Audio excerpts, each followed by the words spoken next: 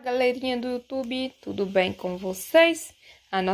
O nosso vídeo de hoje é sobre a escravização dos africanos, a continuidade do vídeo anterior que foi a escravização no Brasil. Escravização dos africanos. O tráfico negreiro foi responsável pelo desembarque de quase 5 milhões de africanos no Brasil durante 3 séculos de existência. Os primeiros africanos chegaram ao Brasil por volta de 1550 e já foram trazidos por meio de tráfico negreiro, negócio esse que fez fortuna ao longo de 3 séculos. Os portugueses tinham feitores instalados no reino africano, dos quais eles negociavam a compra de escravos. À medida que a colonização no Brasil se desenvolveu, a necessidade por trabalhadores era grande, que fez esse comércio aumentar em larga escala. Ao longo dos 300 anos de existência do tráfico negreiro, cerca de 4,8 milhões de africanos foram trazidos para o Brasil. Nosso país já foi mais recebeu africano para ser escravizado ao longo de 3 séculos. Todo o continente americano. Os africanos, a princípio, foi utilizado para atender às demandas da produção de açúcar nos engenhos. A vida do escravo era dura e marcada por violência dos senhores e das autoridades coloniais. A diária de serviço podia estender mais de 20 horas por dia, sem contar que trabalhar no engenho era mais perigoso que trabalhar nas plantações, porque nas moedas, que era o local onde a cana-de-açúcar era moída para extrair seus caldos, era comum acidentes que faziam com que os escravos perdessem a mão ou o braço, né? Nas fornalhas e caldeiras, era o local de cozimento de calda-de-açúcar, as queimaduras eram frequentes e era um tipo de acidente mais comum. Essas etapas eram tão duras que era reservada para os escravos mais rebeldes e fujões. Engenhos grandes chegaram a possuir 100 escravos ou mais, e por isso o senhor de escravo nem sempre tinha contato direto com todos os escravos. Eles dormiam no chão duro, na senzala, e lá era monitorado para evitar fuga. A alimentação deles era pobre e insuficiente. Os escravos precisavam completá-los com alimentos obtidos de uma pequena lavoura que cultivava ao domingo. Os que trabalhavam na casa grande, na residência do senhor de escravo, era mais bem tratado e bem alimentado em vista dos que trabalhavam na lavoura ou nos engenhos. Existia também os escravos que trabalhavam na cidade, como variados tipos de serviço. Muitos deles eram acorrentados para não fugir, outros utilizavam máscara e fraudes para impedir que engolisse diamante. Esses eram os que eram obrigados a trabalhar nas mineradoras, né? Ou então também para evitar que eles bebessem álcool ou até mesmo cometer suicídio, né, por engolir terra. A violência praticada sistematicamente contra os escravos tinha o objetivo de incutir-lhes, quer dizer assim, de colocar medo, temor de seus senhores a impedir fugas e revolta, né? No caso das escravas, a violência ganhava mais dimensões ainda, pois além de tudo que sofria em relação ao trabalho, era ainda vítima de estupro frequente, praticado por seus senhores ou benfeitores. A forca e o envenenamento eram forma utilizada para executar os escravos. Os escravos africanos não aceitavam a escravização e a violência direcionadas a eles, de maneira passiva. Eles fugiam e formavam quilombos, revoltavam-se, matavam seus benfeitores e senhores.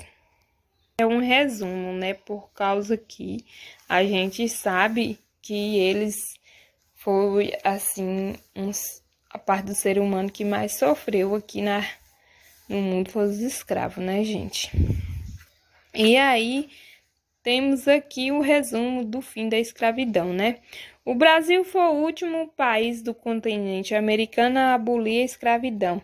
Isso ocorreu pela Lei Áurea, aprovada pelo senador e assinada pela princesa Isabel, em 13 de maio de 1888.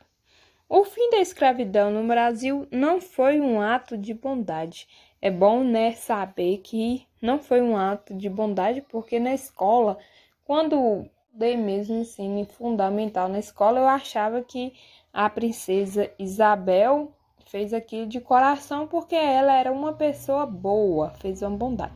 Mas se você vai estudar na história mesmo, aí você descobre que não foi um ato de bondade da monarquia, mas foi uma conquista realizada por meio de engajamento da população da resistência dos escravos. Então, tipo assim, a população foi para as ruas, né, fez barulho, fez com que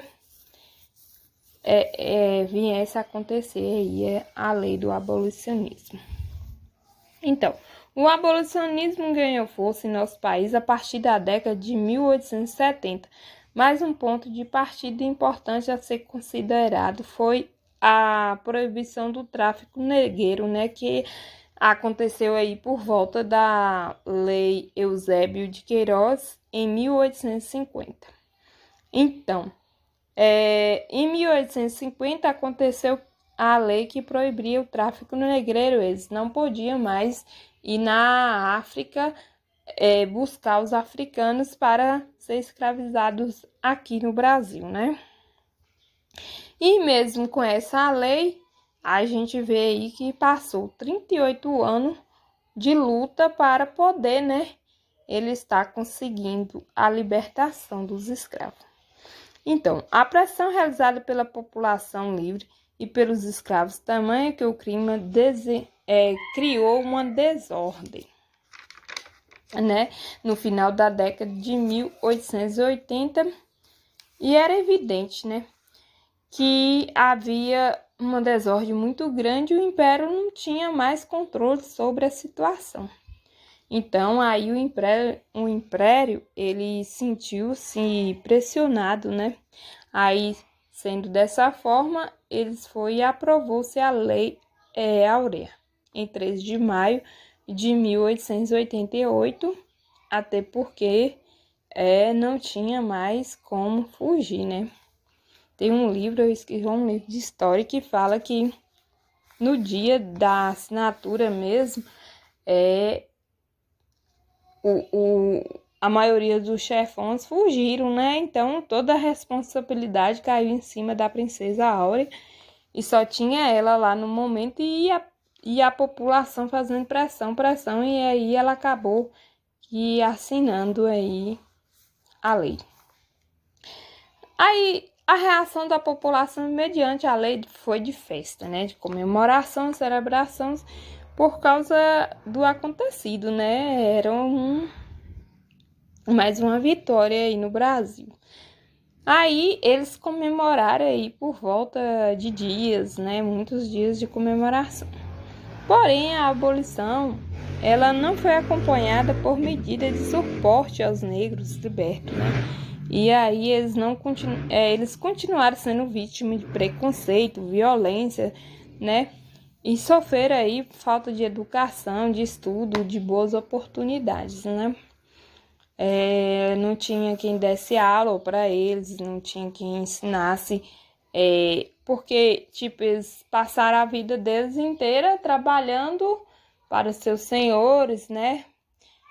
Os benfeitores mandavam eles fazer isso, era nas agriculturas, nos engenhos e nas casas grandes, né? Então, aí para eles estar vivendo por conta própria foram muito difíceis, né? A história mesmo fala que muitos morreram de fome por estar mendigando nas ruas, outros passaram a roubar, Tem casos que mataram os senhores brancos e a história é muito grande e esse foi só um resumo.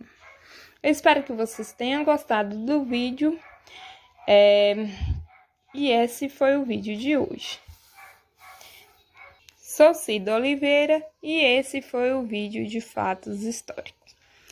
Se gostou, deixe o like e se inscreva no canal. Gente, eu peço que vocês se inscrevam no canal e deixem um like para o YouTube entender que meus conteúdos são importantes, entendeu? Desde já, muito obrigada e beijo a todos.